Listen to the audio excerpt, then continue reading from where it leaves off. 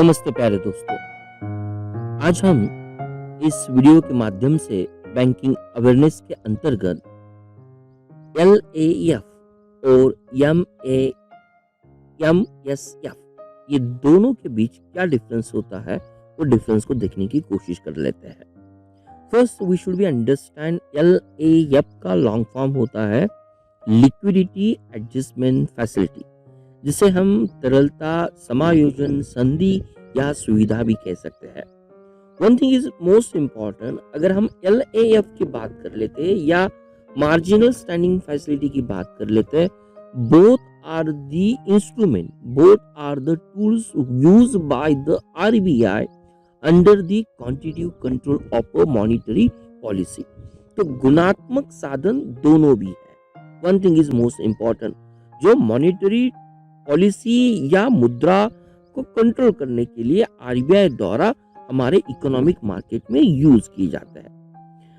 Apart from that one, अगर हम LAF की अगर बात कर लेते हैं तो 1998 के तहत नरसिम्हा राव कमेटी ने बैंकिंग रिफॉर्म सेक्टर में इस LAF का रिकमेंडेशन कर दिया था और RBI ने इंटरिम LAF को 1999 में इंट्रोड्यूस किया था, लेकिन 2000 से RBI introduce the full fledge LAF।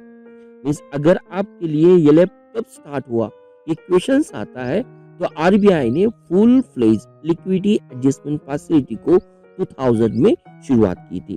अगर अपोजिटली इसी तरह से अगर हम मार्जिनल स्टैंडिंग फैसिलिटी की बात कर लेते हैं तो मार्जिनल स्टैंडिंग फैसिलिटी को RBI ने हमारे इकोनॉमिक सिस्टम में 2011 में स्टार्ट किया था।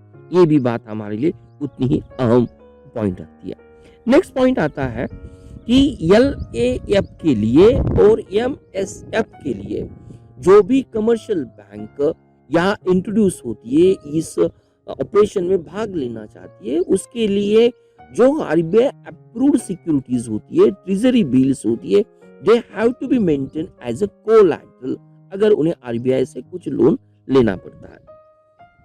इसके मद्देनजर ये सेकंड पॉइंट होता है कि LAF के अंदर मिनिमम बिडिंग अमाउंट ये 5 करोड़ रुपीस की होती है या उसके मल्टीपल हो सकती है।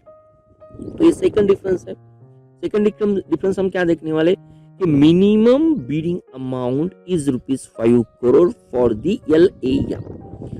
और हम मार्जिनल स्टैंडिंग फैसिलिटी की बात कर लेते हैं तो मार्जिनल स्टैंडिंग फैसिलिटी के लिए मिनिमम जो अमाउंट होती है बिडिंग की, ई ऑक्शन की, जो ई कुबेर माध्यम से दौरित किया जाता है, उसके लिए 1 करोड़ होती है। LAF के लिए 5 करोड़ और मल्टीपल ऑफ इट्स, MSF के लिए 1 करोड़ और मल्टीपल ऑफ दी 1 करोड़। ये सेकंड पॉइंट हमने देखा। थर्ड पॉइंट हम देखने वाले हैं LAF के लिए जो RBI के सभी क्लाइंट्स उसके हकदार होते हैं। RBI के क्लाइंट्स कौन हो सकते हैं? यहाँ पे कोऑपरेटिव बैंकिंग है, यहाँ पे कमर्शियल बैंकिंग है, शेड्यूल कमर्शियल बैंकिंग है, नॉन बैंकिंग NBFC है, जो फाइनेंस कॉर्पोरेशन से कंपनी काम करती है। Even they are the part of the LAF के अंदर जब उन्हें अपनी SLR, OC, RR इस रेशो को मेंटेन करना पड़ता है। अगेंस्ट अगर हम मार्जिनल स्टैंडिंग की बात कर लेते हैं, फैसिलिटी की बात कर लेते हैं, तो only schedule commercial banks can bid. तो थर्ड पॉइंट हमने देखा, all clients of the RBI are eligible to the bid under the LAF। In case of MSF के लिए only schedule commercial banks can the bid. ये हमने third point देखा। Fourth point अगर हम देखने की कोशिश कर लेते हैं तो LAF में bank can not sell the government security to RBI that is a part of banks SLR quota. Statutory liquidity ratio के अंदर जो भी गवर्नमेंट सिक्योरिटीज आती है, इस गवर्नमेंट सिक्योरिटी को बीड करना यहाँ LAF के अंदर ये मनाही की जाती है और it is not a part of LAF। ये हमारे लिए फोर्थ पॉइंट होता है। अगर हम मार्जिनल स्टैंडिंग फैसिलिटी की बात कर लेते हैं तो yes bank can, yes schedule commercial bank can sell the government security from it SLR statutory liquidity ratio quota to RBI। LAM में स्टैट्यूटरी लिक्विडिटी फंड या रेशो से आप सिक्योरिटीज को बीट नहीं कर सकते, लेकिन इन केस ऑफ एमएसएफ आप एसएलआर कोटा से आरबीआई को सिक्योरिटी डेफिनेटली सेल कर सकते हैं। नेक्स्ट बात आती है कि एलएएफ के अंदर bank can borrow any amount of money as long as it has security to sell. जिस तरह से हमने फोर्थ पॉइंट में देखा, अगर बैंक के पास एसएलआर कोटा है तो जब तक एसएलआर कोटा है, this one thing is most important, they can तब तक ही they can be use this securities to sell. जब तक मींस एसएलआर कोटा छोड़ के जो भी सिक्योरिटीज बैंक के पास होती है तब तक definitely bank can borrow the money from the RBI. लेकिन एमएसएफ की अगर बात आती है तो maximum borrow may be it is variable from time to time, nowadays it is 1% of NDTL, जिसे हम net demand and time liabilities कहते हैं। तो एलएएफ के अंदर जब तक बैंक के पास सिक्योरिटीज है उसके against definitely bank can borrow the money from the RBI. ये पॉइंट बहुत अहम पॉइंट होता है। लेकिन मार्जिनल स्टैंडिंग फैसिलिटी के अंदर बैंक के लिए 1% आज के लिए, sometimes even the 2%, sometimes even the 3%, लेकिन नेट डिमांड टाइम लायबिलिटी से उतना ही ये लोन या हम आरबीआई से बोरो कर सकते हैं। और सिंपल अगर हम एलएएफ की अगर बात कर लेते हैं तो उसके लिए रेट क्या होता है, अगर जो रेपो रेट होता है, रेपो रेट से ही लिक्विडिटी एडजस्टमेंट फैसिलिटी इस इंस्ट्रूमेंट का बैंक यूज कर सकती है या आरबीआई उसको अलाउड कर सकती है। लेकिन मार्जिनल स्टैंडिंग फैसिलिटी के लिए एक प्यूनिटिव रेट होता है। यहाँ पे जो भी रेपो रेट होता है उससे 100 पॉइंट बेसिस या 1% बेसिस अधिक होता है।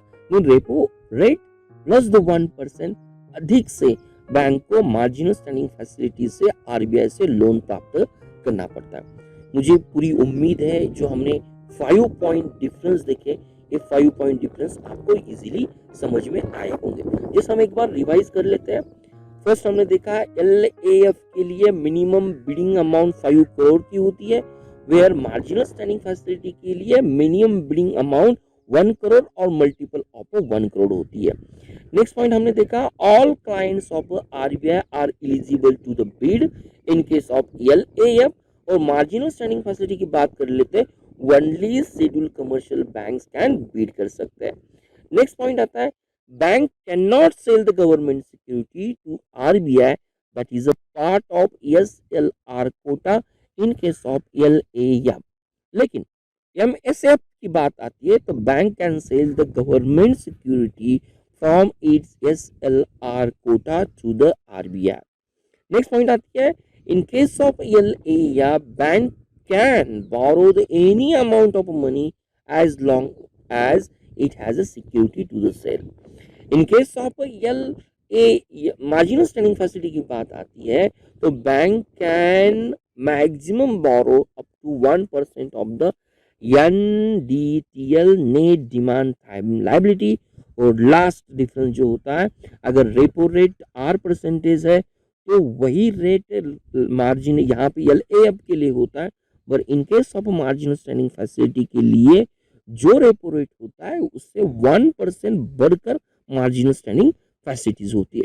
अगर आपको ये ऑडियो अच्छी तरह से समझ में आता है, you can appreciate my effort by sharing this audio with your colleague by the social media. Thank you very much and don't forget to follow my channel target competitive exam. Thank you very much. Thank you for watching Target with Professor Peace Positive Way. We request you to be a voluntary donator to become our prime and pride motivator.